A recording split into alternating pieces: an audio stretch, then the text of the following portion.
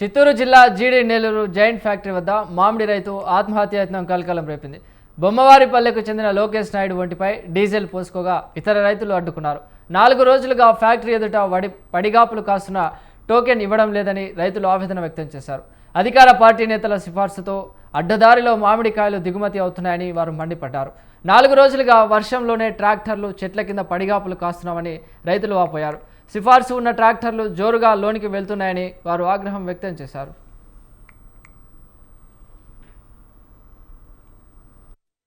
వర్షం పడుతుంది, ఏం చేసేది? బయట పెట్టుకోండి, వర్షం పడితే లోపల పోయి వదల్లా బయట కాసుకోండి, రోడ్లోనే పెట్టి కాసుకోండి. ఏమన్నా ప్రాబ్లం ఇక్కడ? ప్రాబ్లం అంటే సీరియల్ లేదు, ఇంకా సీరియల్ 3 రోజులు అవుతుంది, ఇంకా సీరియల్ లేదా చేసుకుంటారు. వాళ్ళ బయట పెట్టిన పడలే కావాలి. రికమెండేషన్ బండ్లు ఎక్కువ పోతాయి. ఏ టైంలో పోతానా? బాగుల్లో పోతానే ఉంటాయి. రోజుకి ఎన్ని బండ్లు పోతాయినా? రోజుకి ఒక 20 బండ్లు, అక్కడ 20 బండ్లు రికమెండేషన్.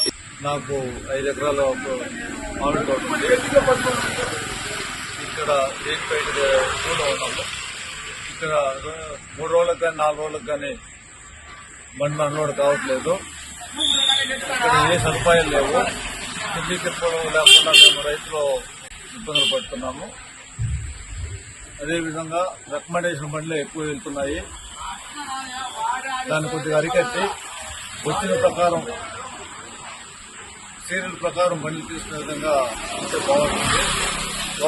సీరియల్ సరిగ్గా వేసేలేదా? సెక్రటరీ ముందు వేస్తాం, ఫోన్ రాలేదు, ఫోన్ రాలేదు అంట సెక్రటరీలా. సరిగ్గా ఎంపీ బండ్లు, ఎమ్మెల్యే బండ్లు, బ్రష్ బండ్లు, ఎస్ఐ బండ్లు ఎవరితో పోతా ఉంటుంది వాళ్ళకి డైరెక్ట్. ఎప్పుడు పోతుందనా? ఎన్ని బండ్లు వెళ్తారు రోజుకి? 200 వెళ్తారు వాళ్ళకి కలిసి. దీంట్లో ఒక బండి, దాంట్లో ఒక బండి.